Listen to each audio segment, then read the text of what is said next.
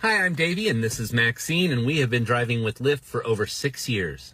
And Maxine and I are getting ready to go out driving tonight, but we're going to try something new for the first time in those 6 years. We're going to turn on the Women Plus Connect feature.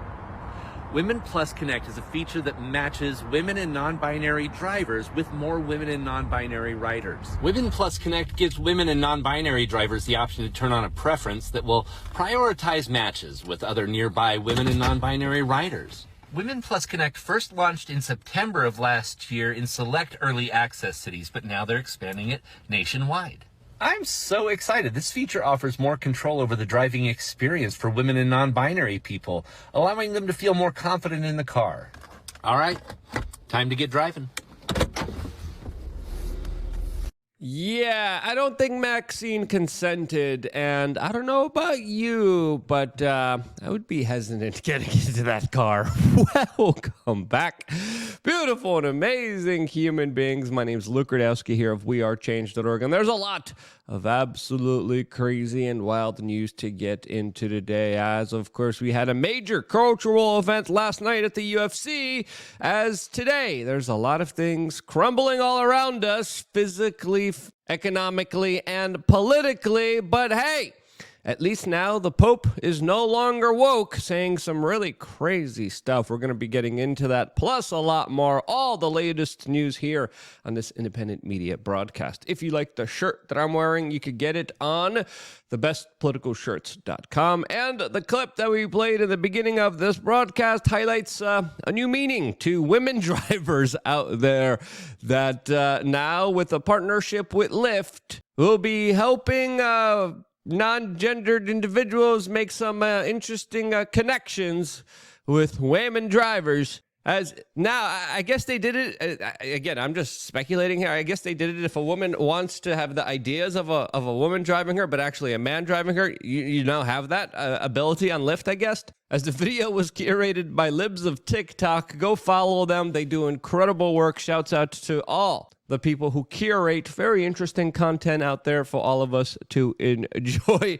This as the world crumbles all around us, specifically in places like Haiti, where Politico is reporting today that the U.S. military just evacuated some of its citizens, security, and staff at the U.S. Embassy. This as the situation in the country is deteriorating to the point of an utter collapse in that country, as gang members have attacked police stations, prisons, released hundreds of prisoners, looted seaports, public buildings, shut down airports, blocked shipments of critical supplies like food, as they demand that the prime minister of that country stand down. And the scenes coming from that country are truly, absolutely shocking and surprising, as clearly there doesn't look like there's going to be a solution to this problem. This is the Biden administration literally responds to it by saying, hey guys, yeah, come on in, import your problems here into the United States, with an open border policy that now centers around a young woman who sadly lost her life because of an illegal immigrant that Joe Biden actually talked about during his State of the Union, even though he called Laken Riley, the woman who is no longer with us,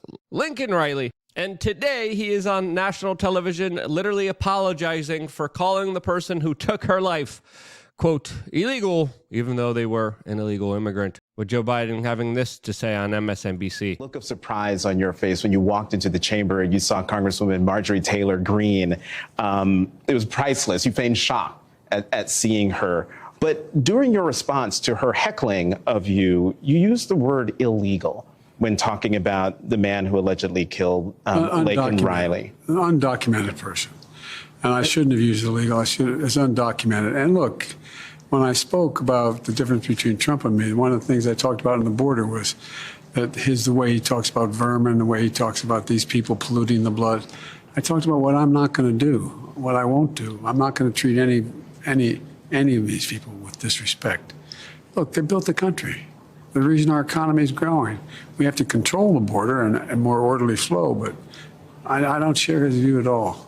So you regret using that word? Yes. And And it's fair to say he's not really controlling the flow at the border, as he's literally flying people in from Latin American countries so they don't have to cross the border with your tax dollars. This as the former president of the United States, before making his grand appearance at the UFC 299 main event here in Miami, Florida, held an event where Laken Riley's parents were actually in attendance. This as the former president of the United States got essentially a standing ovation as he entered last night's main event, with many alternative media figures in attendance sitting next to him shaking his hands. Individuals like Benny Johnson, ALX, Dave Portnoy, Patrick Bet-David, Vinny, Candace Owens, Chris Pavlovsky, Dan Bongino, all seen here greeting the former president of the United States as he made his way ringside with the crowd cheering for him.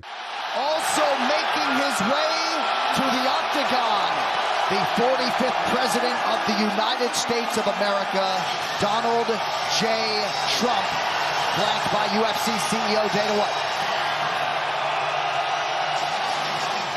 This, as some people questioned why Ivanka and Jared Kushner were there, with some people speculating that they might be making some kind of political comeback into the Trump administration. Now, what's really going on here? Well, that's something that, of course, we usually talk about on LukeUnfiltered.com, our own quasi-private, not-so-private secret society, where we do a lot of really cool, interesting things, like in real-life meetups, contests, giveaways, special prizes for members of this independent media organization that get a sneak peek at everything that happens behind the scene, but also get a chance to, of course, play a role in it as members of LukeUnfiltered.com. Get a huge amount of perks only available for members. You get masterclasses, a forum to find like-minded individuals, a members-only t-shirt store, contest, giveaways, crap lists at the supermarket, seed oil cards, you name it.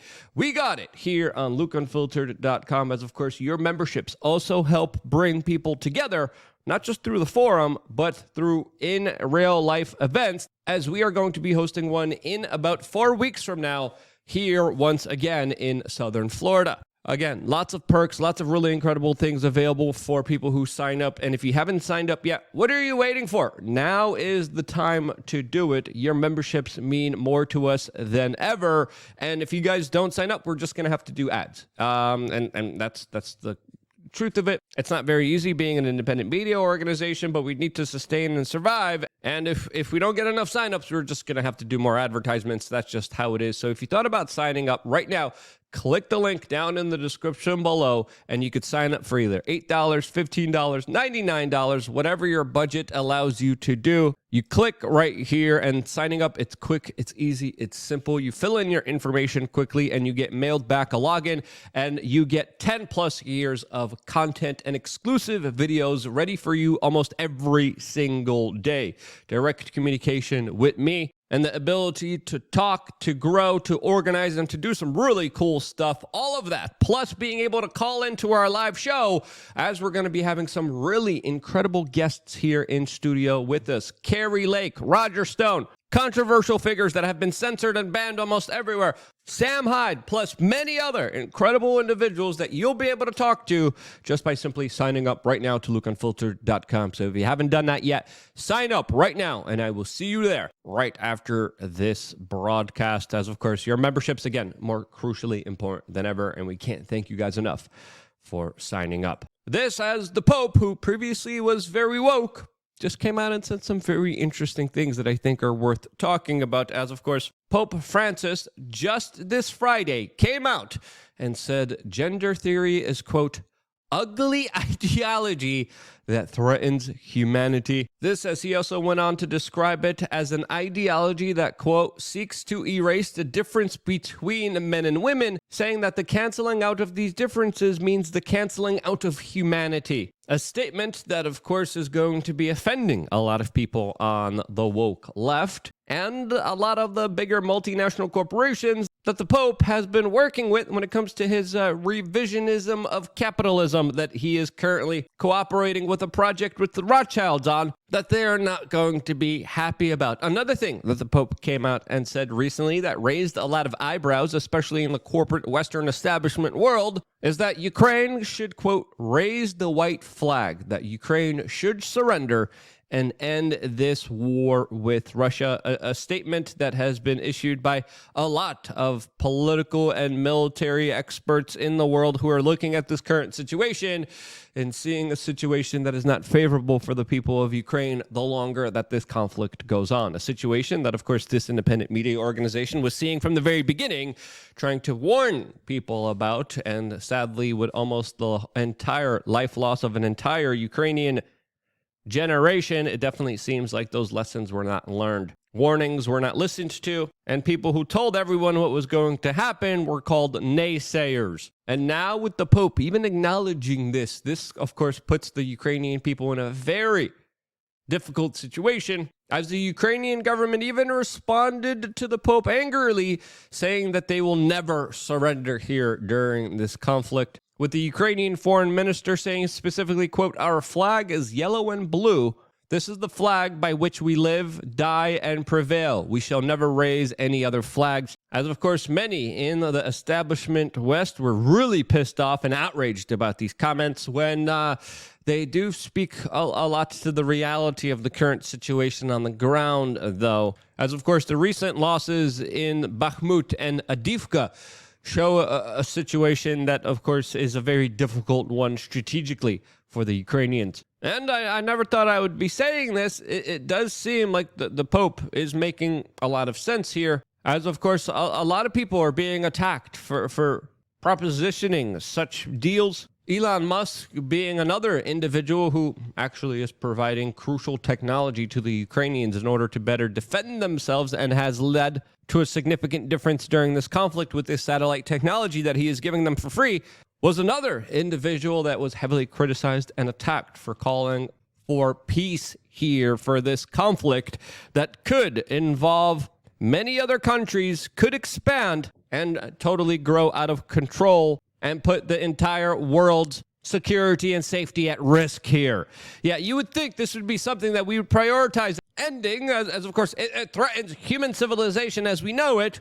But no, there are still a lot of crazy individuals who want more of it, who want it to continue, as the population of Ukraine has paid already a highly significant price for this larger endeavor that the West has been baiting and pushing them into for a very long time. As of course, there's even talks about other soldiers from different countries like France joining this conflict, which of course would expand it towards a larger geopolitical conflict between Russia and Europe. As Politico has a very interesting article titled French Soldiers Train for the Killing Fields of Europe, as the French government expressed the possibility of French soldiers soon fighting on the Ukrainian front. As domestically, here inside of the United States, there are a lot of other issues that we're currently dealing with that also provides a larger security threat to this nation, its interests, and of course, its assets all around the world. As a top military general just called for microwave weapons to deal with drone swarms, as the United States just shut down 2 drones in the Red Sea that were flown by the Houthi rebels against U.S. infrastructure in the region that is continually being deliberately targeted. This, as the whole conflict is over, what's happening right now in Gaza, a situation that a lot of people are saying is getting totally out of control, as we are finding out today that even the Biden administration that fully supports the Israeli government and is giving them everything that they want is trying to figure out a way to collapse the coalition of Benjamin Netanyahu in the country, who, of course, is the coalition that is continuing this larger conflict, as many people believe that when this conflict is over, so will be the political career of the current prime minister of that country, who previously, right before this conflict, was heavily protested, as many Israelis were not happy with his very long and significant rule over that country. A lot of people are also bringing up his role in supporting a lot of the radical opposition leaders that they're now facing off with many, many years ago that a lot of people haven't forgotten about. And Netanyahu definitely doesn't have a lot of friends, as of course Biden, Macron, and even Donald Trump are at odds with the current Prime Minister of Israel. This as the many threats we face keep growing and expanding, as of course the Daily Mail has a very interesting article about how China now is preparing for war with everything as they are expanding their nuclear arsenal, setting up mysterious networks of bunkers, and running simulations, seeing how far their population could survive in an all-out atomic conflict. So yeah, there's that, as of course there's larger questions that loom over Taiwan, over Ukraine, over Iran, over Russia, as many countries are just continuing to be destabilized, creating a lot of unnecessary human pain and suffering that could have been all avoided if we, didn't prioritize crazy people in government to rule over us.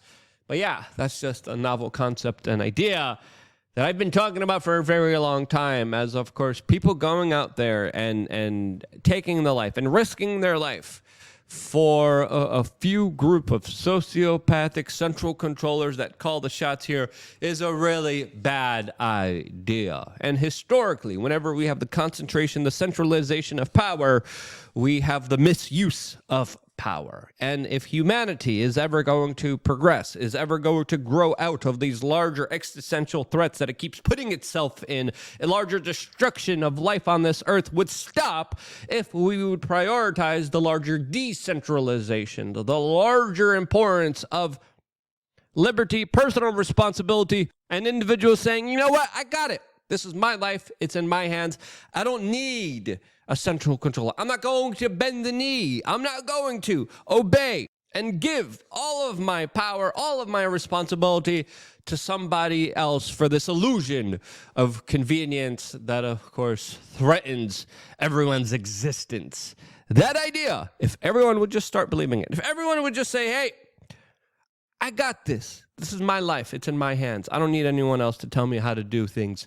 That right there, and if they were responsible, and if they were adults about it, if they were actually capable of taking care of themselves, a lot of the world's problems would go away. But hey, that's just my idea. That's just my vision. If you agree with it, if you like it, share this video with your friends and family members. It is more important than ever, as of course, YouTube definitely has been giving us the business lately and hasn't been that favorable to us, especially when it comes to showing us to other people. YouTube essentially decides who sees your video and who doesn't. You get a chance to try to help this larger algorithm screwing by just sharing this video with your friends and family members, telling them, hey, check this out. They brought up some different ideas here, some different concepts here. Hey, if you really want to know what's happening every single day, check out this channel. And because you guys do that, we deep down appreciate. We don't do any marketing. We don't do any advertisements. We solely rely on you and your support to keep us up and running. And I can't thank you guys enough for sharing it, for signing up to LukeUnfiltered.com. It means the world to us, and we wouldn't be here if it wasn't for you. We need your help more than ever, and we can't thank you enough for it. I love you guys. Stay tuned for more here on wearechange.org.